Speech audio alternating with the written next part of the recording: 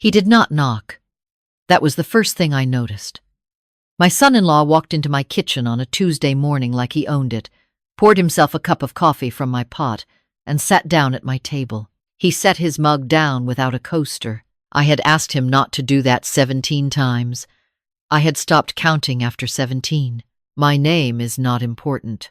What matters is that I am 63 years old, I own a 4-bedroom house in Raleigh, North Carolina, and I built that life one careful decision at a time after my husband Raymond passed 8 years ago. Raymond and I were married for 31 years.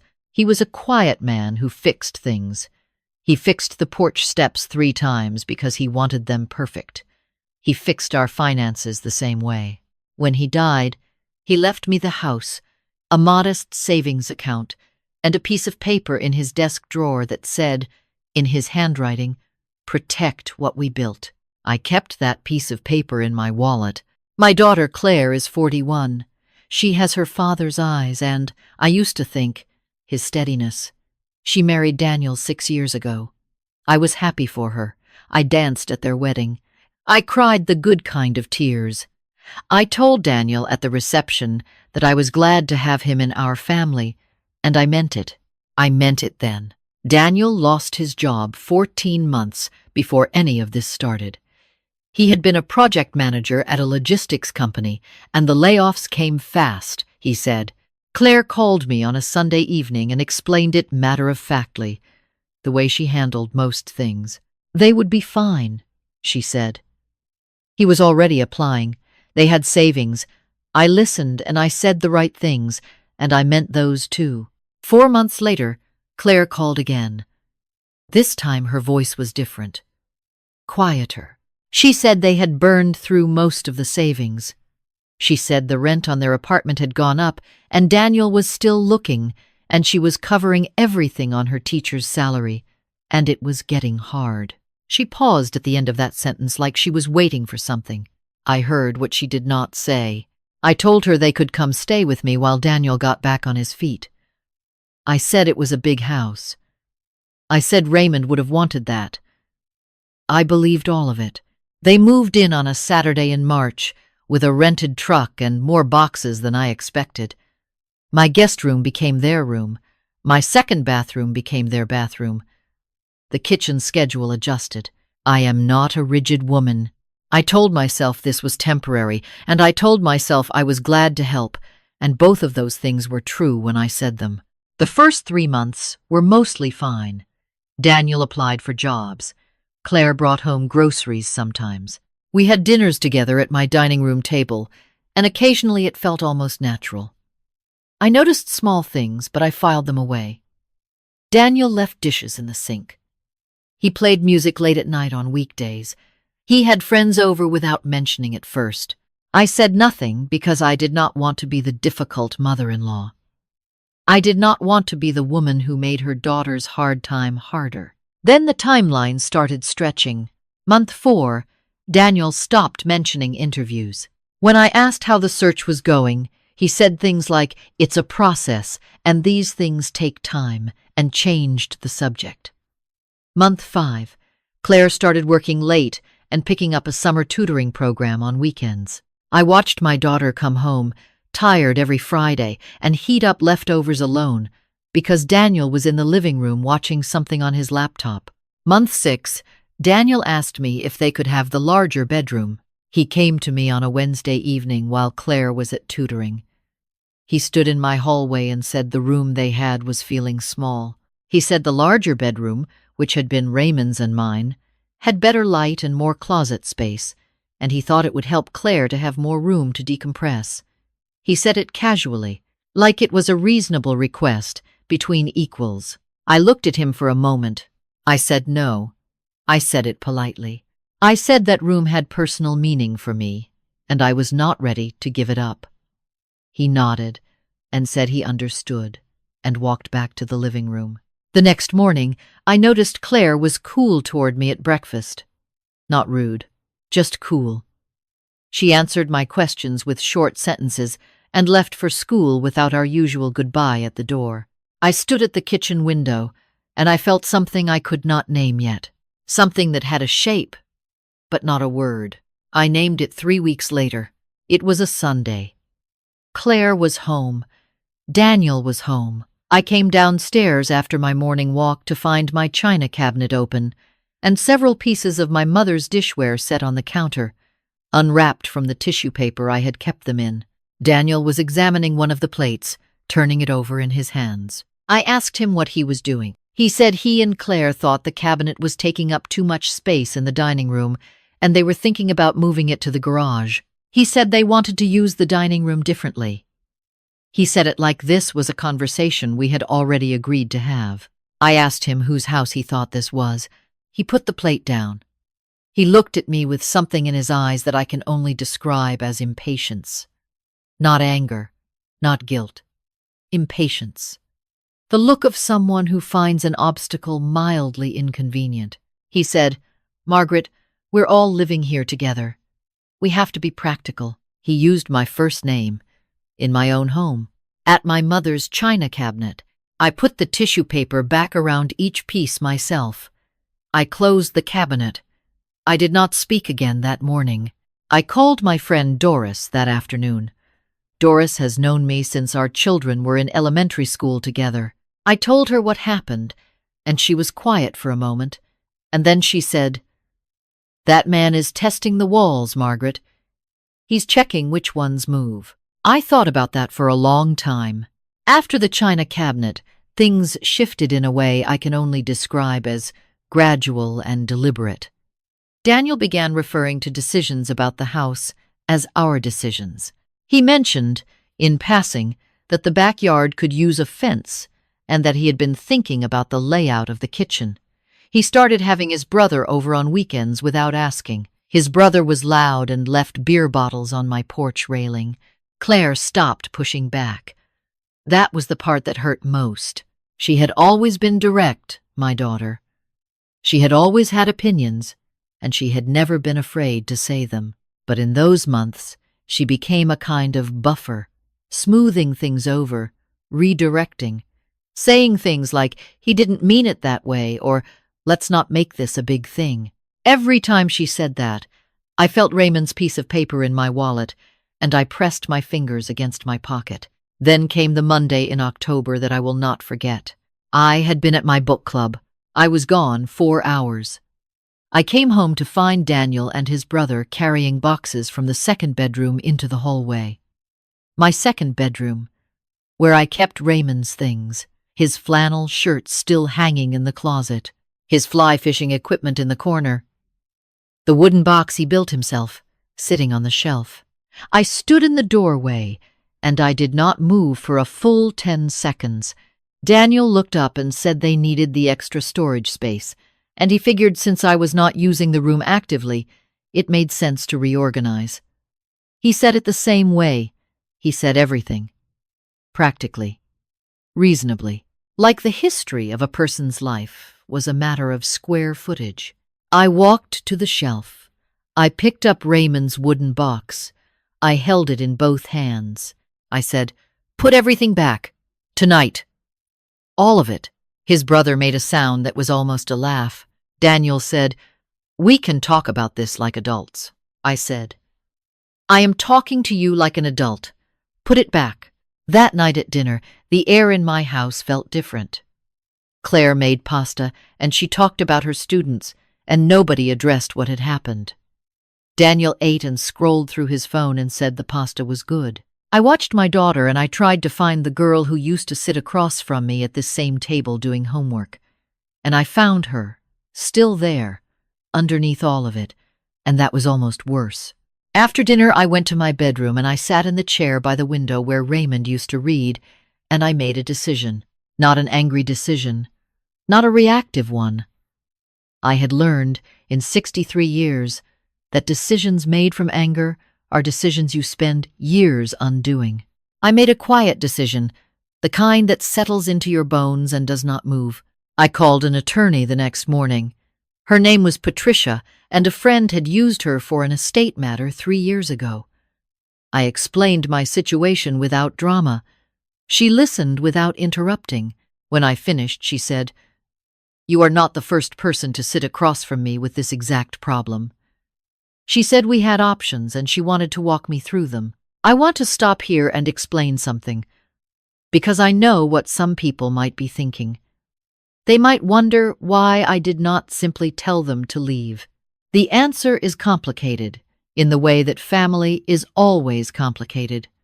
Claire was my daughter. She was exhausted, and I believed, somewhere under everything, that she was not fully aware of what her husband was doing. Or she was aware and she was scared, or she was aware and she was ashamed. I was not ready to blow the door off the house until I knew which one it was. I also needed to understand what I was legally dealing with before I made any move. Patricia explained that in North Carolina, even family members can develop what are called tenancy rights after a certain period of continuous residence, depending on circumstances. I had not known that. Raymond's piece of paper suddenly felt very small, so I learned. I asked Patricia questions every week. I took notes in a small notebook I kept in my coat pocket. I learned about revocable living trusts. I learned about property titles. I learned about documentation. I became, in those quiet weeks, a student of the thing I should have studied 30 years earlier. Daniel made his move in November.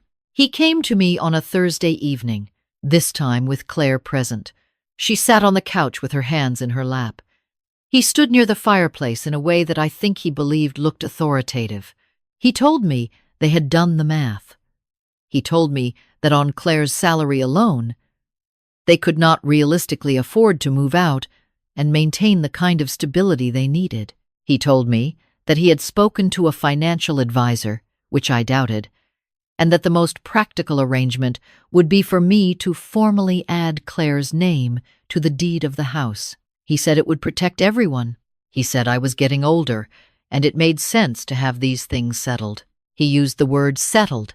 He said if I was not willing to do that, they would need to think seriously about their options, which might include finding somewhere else to live, which given Claire's financial situation would be very difficult. He let that hang in the air. I looked at my daughter. She did not look at me. She looked at her hands.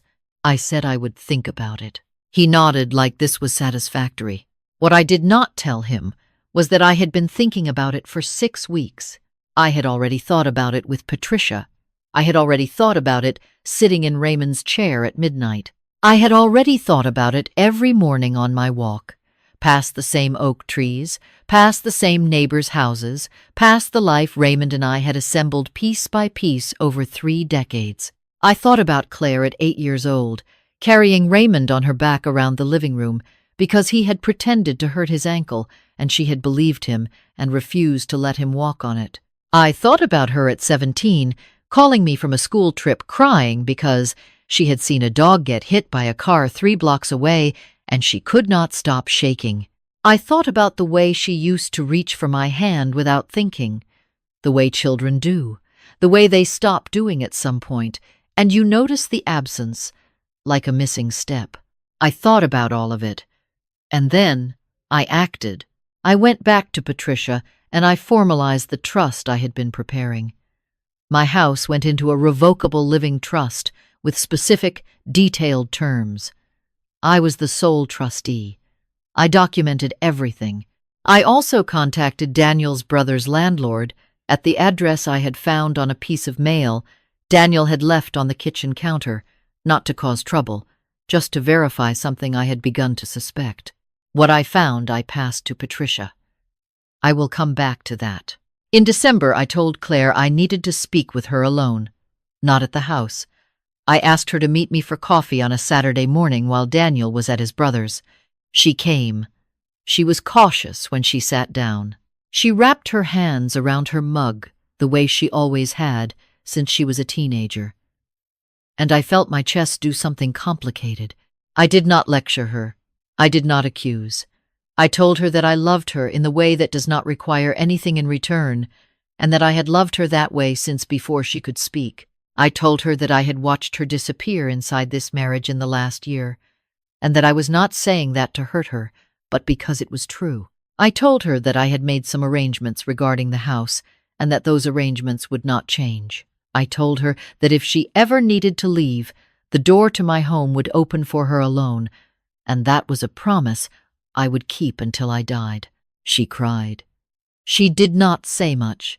She stirred her coffee, and she cried quietly the way she had cried over the dog in the road at 17, like she was trying not to take up too much space with her grief. I reached across the table and I held her hand. Then I went home and I packed a bag. I had arranged to stay with Doris for a few weeks. I had arranged for Patricia to send a formal letter to Daniel via certified mail, outlining the legal structure of the trust, clarifying his absence from any ownership or inheritance interest in the property, and informing him that under the terms of the trust and North Carolina tenancy law, I was initiating a formal notice period for the occupants of my home to make alternative arrangements. The letter also referenced the matter I had passed to Patricia regarding his brother, a matter involving a small claims judgment for unpaid rent in another county that Daniel had co-signed and never disclosed, not because it changed the legal situation, but because I wanted him to understand that the walls he had been testing had been studied from the other side too. I did not tell Daniel I was leaving. I did not make a scene. I did not slam a door or raise my voice or say anything I would regret. I made Raymond's bed, which I always did on Saturday mornings. I watered the plant on the kitchen windowsill. I put the piece of paper from Raymond's desk drawer back in my wallet next to my driver's license, where I could feel it. I picked up my bag, and I walked out of my own front door. The letters arrived the following Tuesday.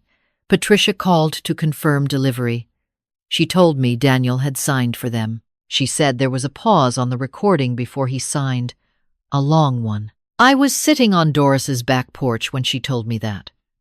Doris had made tea. The weather was cool but not cold. That particular December light that comes in low and golden and makes everything look like it is being seen for the last time and also for the first time. I wrapped my hands around my mug. I thought about the word settled, the way Daniel had used it. He was right that things needed to be settled. He was simply wrong about who would be doing the settling. Claire called me 4 days after the letters arrived. She was at a friend's house, she said. She asked if the offer still stood. I told her it did. I told her to take whatever time she needed, and that my door, my actual door, the one with Raymond's repaired porch steps underneath it, would be open when she was ready. She came home on a Wednesday evening in December, with 2 bags and her father's eyes and the look of a woman who has just remembered something she had almost let herself forget. We did not talk much that night. I made soup. We sat at my dining room table, the one with the china cabinet behind it, all of Raymond's careful things in their places. She ate 2 bowls. She fell asleep on the couch, under the quilt her grandmother had made, the one I had never moved to the garage. And I sat in the chair by the lamp, and I watched her sleep, the way I had watched her sleep when she was small. That particular stillness, that particular peace. There is something people do not tell you about being a mother. Or maybe they tell you and you do not hear it until you are old enough. They do not tell you that love is not always soft. They do not tell you that sometimes the most loving thing you will ever do will look, from the outside, like nothing at all, like sitting still, like not flinching, like walking out a door at exactly the right moment and trusting that what you built will hold. Raymond built those porch steps 3 times because he wanted them perfect. I understood, finally, completely, what he meant. I do not know what happened to Daniel after the notice period ended. That is not my story to tell, and frankly, it is not one I spent much time thinking about. I know he was gone from my house by January. I know Claire filed papers in February.